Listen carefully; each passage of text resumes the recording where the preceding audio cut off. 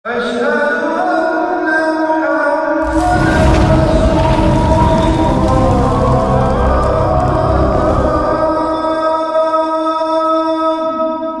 Abu Lahab, "Alihada jama'atana ya Muhammad, apakah untuk ini engkau kumpulkan kami untuk menyampaikan bahwa kamu seorang rasul? Engkau kumpulkan."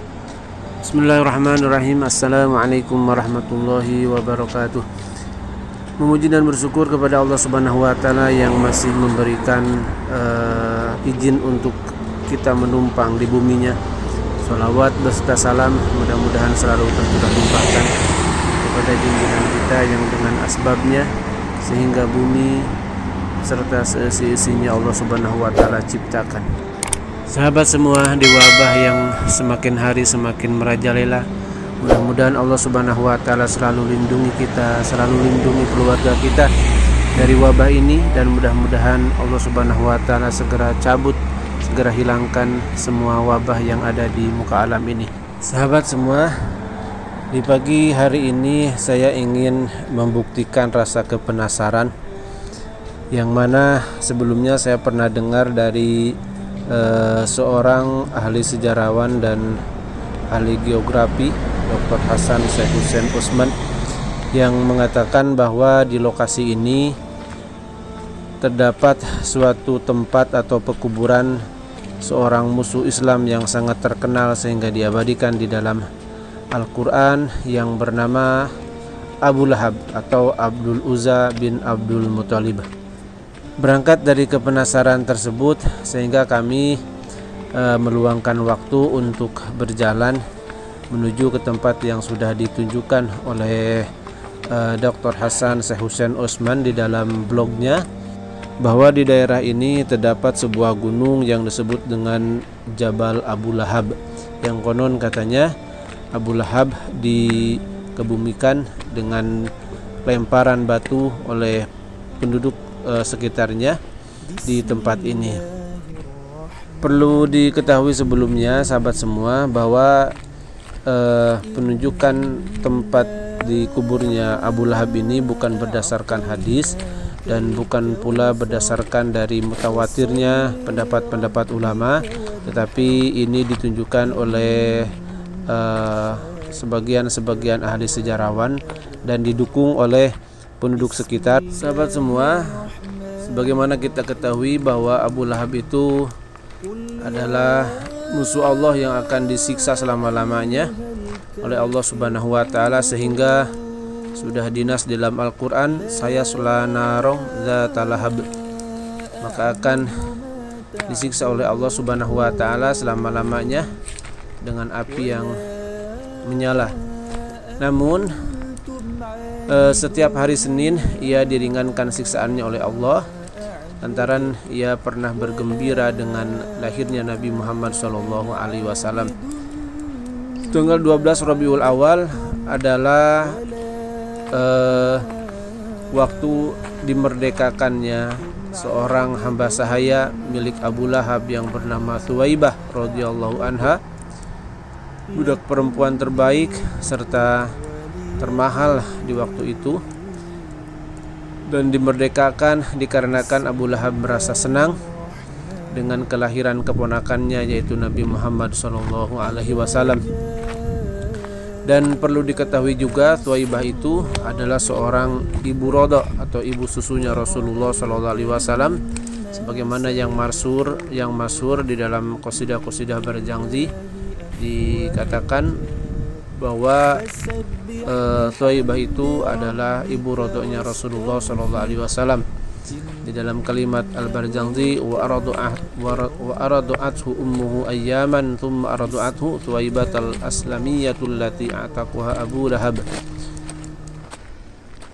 Tabbat yada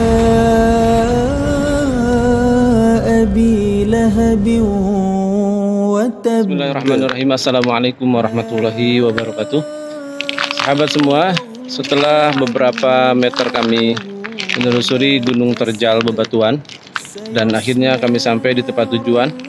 Tapi tempat tujuan ini bukan tempat bersejarah, bukan pula tempat yang utama untuk dikunjungi.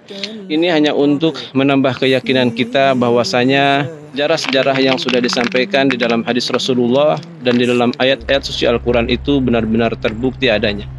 Bukan saja di dalam tulisan dan lisan saja, akan tetapi dibuktikan di dalam realita dan bisa terlihat oleh kita walaupun sudah berabad-abad tahun lamanya. Di belakang saya ini adalah salah satu tempat yang konon katanya diyakini tempat ini adalah suatu daerah yang disebut dengan Daru Abu Lahab atau Kampung Abu Lahab. Dan setelah kami lihat dari beberapa sejarawan yang masyhur bahwasanya kenapa dinamakan tempat ini atau kampung ini disebut dengan Dar Abu Lahab, dikarenakan dulu disinilah Abu Lahab mempunyai rumah kedua daripada rumah yang utama yang ada di sekitaran Masjidil Haram. Dikarenakan Abu Lahab seorang bisnismen, seorang pembisnis yang ulung ketika itu, orang yang sangat kaya di kalangan kafir kaum Quraisy, maka tidak aneh jika saja Abu Lahab mempunyai beberapa rumah. Dan menurut beberapa sejarah, di antara rumah Abu Lahab itu ada di daerah sini, di lembah yang sekarang sudah terlihat tebing bebatuan yang sangat tinggi sekali. Dan menurut beberapa sejarah pula, disinilah tempat terakhir Abu Lahab menghembuskan nyawa, disiksa oleh Allah Subhanahu wa Ta'ala. Abu Lahab ini adalah seorang paman, salah satu paman dari 4 paman Rasulullah Shallallahu Alaihi Wasallam yang mengingkari Rasulullah Shallallahu Alaihi Wasallam, bahkan dia salah satu musuh utamanya Rasulullah Shallallahu Alaihi Wasallam. Sehingga pengingkaran daripada Abu Lahab tersebut itu diabadikan di dalam surat Tabbat yada abi lahabi wa tab dan selanjutnya. Ketika itu asal muasal asbabun nuzul daripada turunnya ayat Al-Quran surat Tabbat yada abi lahabi wa tab, Rasulullah Shallallahu Alaihi Wasallam mengumpulkan penduduk kota Mekah. Dan setelah berkumpul maka Rasulullah SAW menyampaikan, apakah kalian percaya bahwa musuh mengintai kalian di belakang? Apakah kalian mempercayaiku? Kata Rasulullah SAW. Maka mereka pun menjawab, tentu saja kami percaya wahai Muhammad, karena setahu kami engkau adalah Al-Amin, engkau adalah orang yang jujur, belum pernah berdusta, belum pernah berbohong. Tapi ketika Rasulullah SAW menyampaikan, fa inni nadhirun lakum baina yaday adzabin syadid, kata Rasulullah, maka ketahuilah, kata Rasulullah, bahwa saya ini adalah utusan Allah Subhanahu wa Ta'ala yang membawakan wahyu. Fa inni nadhirun lakum baina yaday adzabin syadid, dan sesungguhnya kami, kata Rasulullah, aku, kata Rasulullah, memperingatkan kepada kalian baina yaday adzabin syadid, akan datang azab yang sangat keras.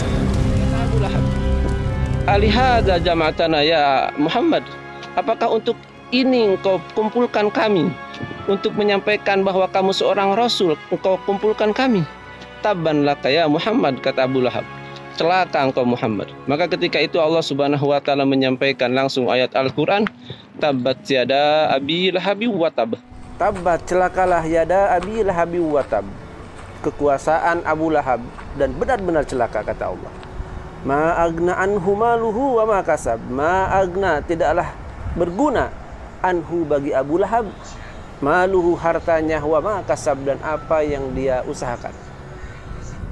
Lihatlah wahai sahabat, ketika Abu Lahab mengatakan celaka wahai Muhammad, maka langsung Allah Subhanahu wa Ta'ala membalas dengan 3 kecelakaan bagi Abu Lahab. Yang pertama, yada abi lahabi watab, kekuasaan yang celaka bagi Abu Lahab. Yang kedua, ma agna anhu maluhu, tidak lagi berguna, maluhu hartanya Abu Lahab yang begitu banyak, wa ma kasab, dan tidak lagi berguna apa yang dia usahakan selama itu. Menurut beberapa ahli tafsir, wa ma kasab itu dimaknai dengan anak-anaknya. Jadi bahwasanya anak-anaknya yang dia urus, yang ia didik sejak kecil itu tidak lagi berguna baginya. Sehingga kisah meninggalnya Abu Lahab itu sangat tragis sekali. Di dalam beberapa sejarah dikatakan ketika Abu Lahab meninggal, maka tidak ada satu orang pun, baik keluarganya ataupun tetangganya, yang menghampiri, yang ingin mendekatinya. Dikarenakan Abu Lahab meninggal oleh sebuah penyakit yang sangat menular dan menjijikan, sehingga sudah 3 hari Abu Lahab meninggal, tidak ada orang yang mau menghampirinya, sehingga bau busuk semakin kuat. Maka keluarga-keluarganya dan tetangganya melempari Abu Lahab dengan bebatuan supaya tertimbun dengan batu lemparan tersebut, sehingga baunya tidak tercium lagi. Kisah tragis Abu Lahab ini terjadi pada masa 14 abad tahun lamanya.